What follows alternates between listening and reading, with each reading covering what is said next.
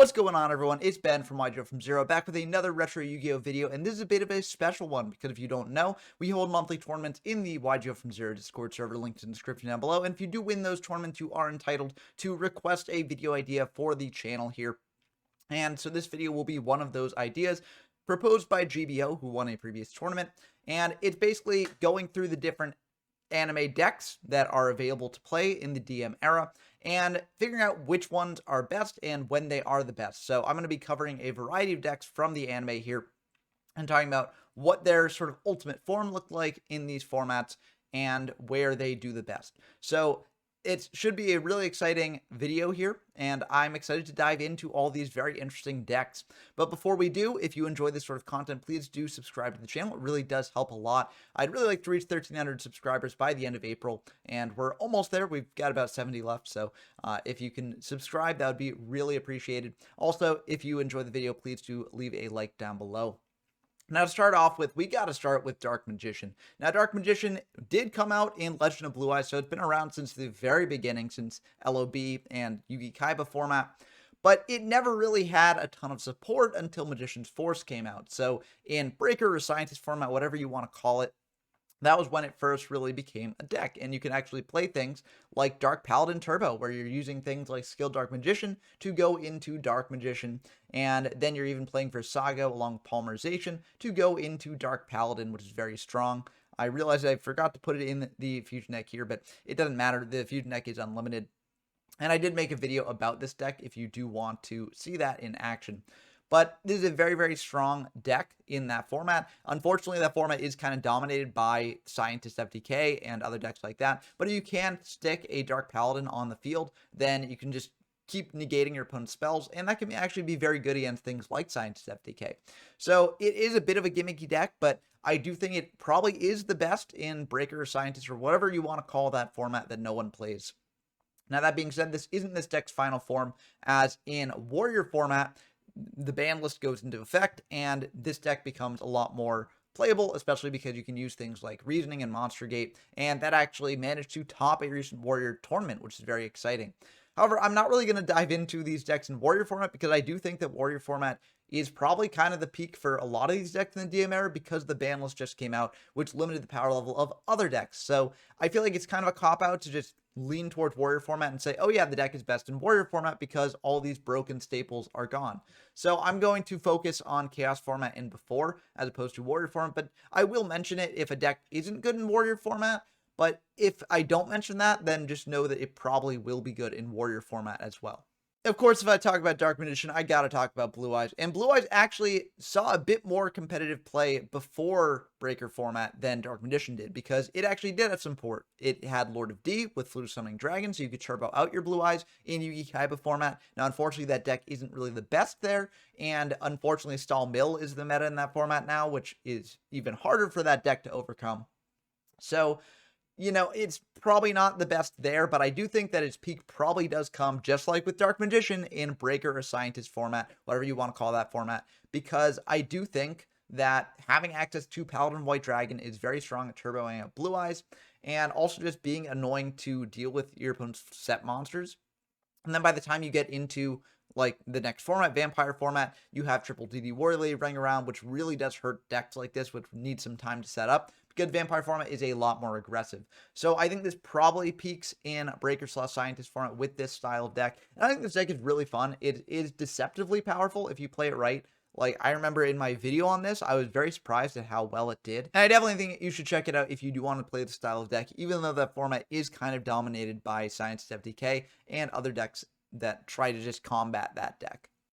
And of course, if we're talking about the anime, we've got to talk about one of the most exciting win cons from the anime, which is Exodia. Now, Exodia is sort of a deck that does see playability in a variety of formats throughout the DM era, because basically, you just need to assemble the 5 pieces in hand, and there's always a luck element to that. So occasionally you will just be able to draw into Exodia pure and win the game. And some people like that sort of idea and find it alluring enough to play it, even in the face of formats which have hand rips and not really many good ways to get back the pieces.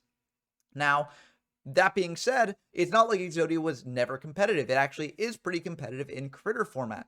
As in Critter format, you have access to Witch of the Black Forest and Sangan, along with Last Wills. So what you can do is you can just turbo out these recruiters, maybe recur them with something like Monster Reborn, and just search out your Exodia pieces, and you'll be set that way. And because of this, Exodia has actually done very well. It's actually been tier 1 at different points in the critter metagame. Nowadays, people are sort of pre-siding against it, so it is a bit hurt in the standings, and so not many people are playing it anymore, but that just makes the stage more ripe for it to come back. So I do think that if you want to play Exodia competitively, critter format probably is the best place for it. And I do think that this deck is really, really cool, and it can actually take names, which is really exciting to do with Exodia because, as I said, this is the most exciting win condition from the anime, and, just the childlike sense of joy that you get of assembling the pieces in hand and actually winning that way. Oh, it's just so fun. So I highly encourage you playing Critter format if you do want to play this deck.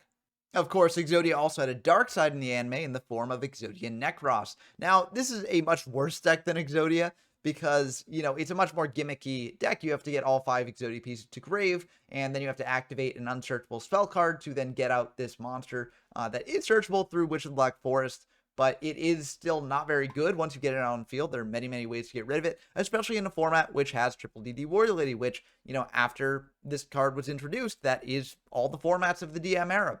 So I don't really think that Necros is as good as Exodia is, like in critter format. But I do think it is really fun to play, and if you do want to play it, your best bet probably is, your best bet's probably Warrior format, because as I said, most decks are better there, but your best bet probably is Vampire format, because that's when this deck comes out. It doesn't have to worry about, like, the Chaos Monsters and things like that. It can just sort of deal with the Triple DD Warrior with things like Sakuretsu Armor and the like. And if you do manage to stick Exodia Necros, it is really fun to play around with. There are many ways to out it. Again, DD Warrior Lady, Exiled Force does it as well. But it is really fun, and I actually did manage to land Exodia Necros on the field when I showed off this deck on my channel earlier. So, you can bring it out. It's not like a pipe dream. It just isn't really the best once it's on field, so don't expect to win many games with this deck, but it is very fun to play. Now, the XYZ monsters are very interesting in the DM era. They consist of X-Head Cannon, Y Dragon Head, and Z Metal Tank, and basically the Dragon Head and the tank can equip to the X-Head Cannon, but also they can contact fuse into things like YZ Tank Dragon, XZ Tank Cannon, XYZ Dragon Cannon, and XY Dragon Cannon. So it's kind of interesting. They also do banish to contact fuse that way, which is kind of neat as well. And, of course, Kaiba used these to great effect in the anime. In real life, they aren't really as good. They were introduced in Breakers/Scientist format, and that's where I cover them on the channel. So you might expect me to say that I think that they're best there. I actually disagree with that, though. I actually think that they do get better later on in the game's history. Of course, Warrior format, they're probably the best, but I think that if you want to play them before Warrior format, then the best bet is Chaos. And why do I say that? Well, one, these cards are lights, which are a bit hard to come by good lights in Chaos format. So basically, you can use these to fuel things like BLS or CED and get a big boss monster on board that way. But the more important reason why I say that Chaos format is probably the best format to play these in is because then you have access to things like Dimension Fusion. And when you can use Dimension Fusion to bring back all these guys and then make another fusion monster on top of the one that you first made to banish them, then that can be pretty good. So I do think that this deck probably is best there, but Warrior format, of course, you've got Return from Different Dimension as well, which then brings this deck to another height entirely.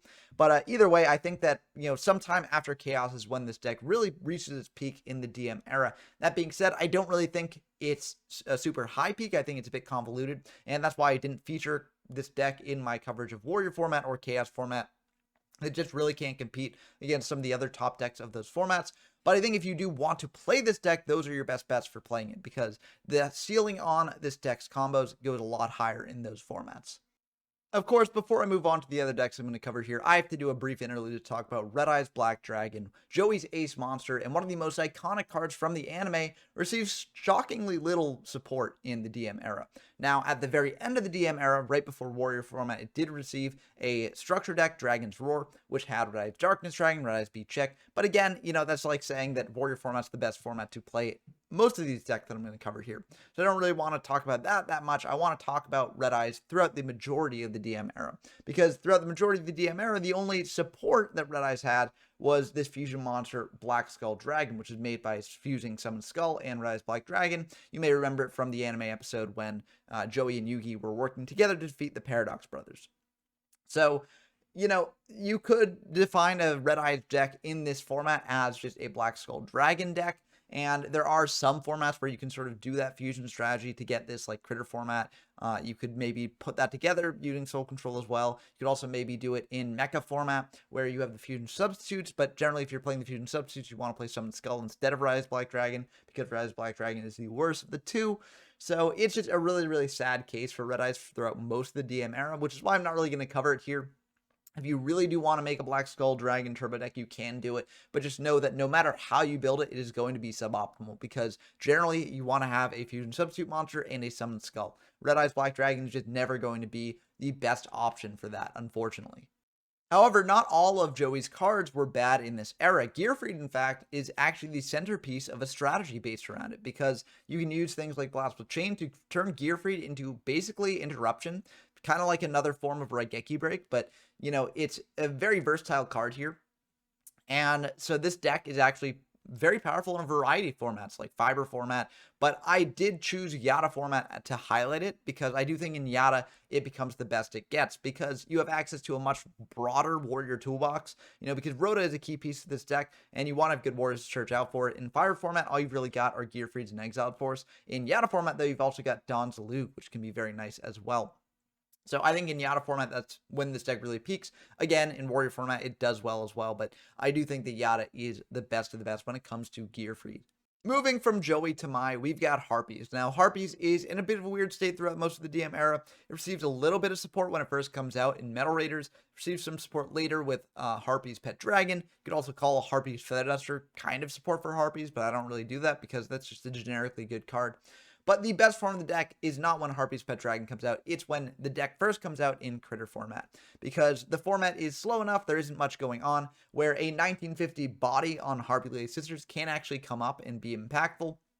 And you can play around with the deck a bit in something like a Muka Muka Shell, where your bricks, like Harpy Lady Sisters and Elegant Egotist, can actually convert into attack for the Muka Muka.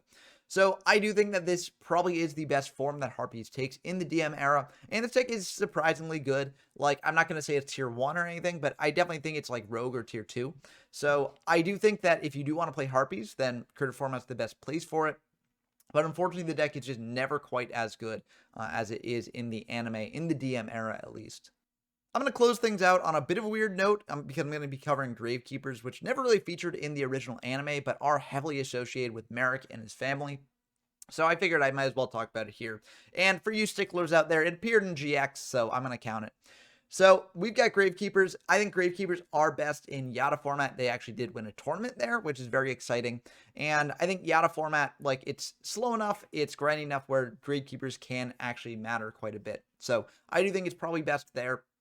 Has seen experimentation in other formats like, for instance, Chaos format, because, Necro Valley shuts down your opponent's Chaos monsters. But I do think overall, the deck is probably best in Yata. And I'd say that it's really, really fun to play in Yata. I highly encourage you, if you do want to play Yata format, to try out this deck because it's a blast to play. A very, very interesting deck. It does take a lot of skill to pilot well, but as we saw in the tournament that I won, if you do pilot it well, then you can easily win the game. Or maybe not easily, but you can definitely win a tournament with it, which is very exciting to see because a lot of these DM era archetypes, they're decent, but they don't quite manage to win a tournament. This one actually did. So it's cool to see that even though a lot of these were just sort of gimmicky and made for the show, some of them actually did have enough oomph to make an actual competitive impact. So that's going to wrap it up there. Are there any other DM era archetypes that I forgot that you want to see? Let me know down in the comments below. And also, if you want to support me directly, I do have a Patreon, link in the description of the video. And if you do join the Patreon, you'll get shouted out in these videos. So big shout outs to GMYFS, Rinswind, Tyler Compton, Porkchop Coon, Bren Donker, and Dumptruck. It really means a lot to me that you all support me in this way.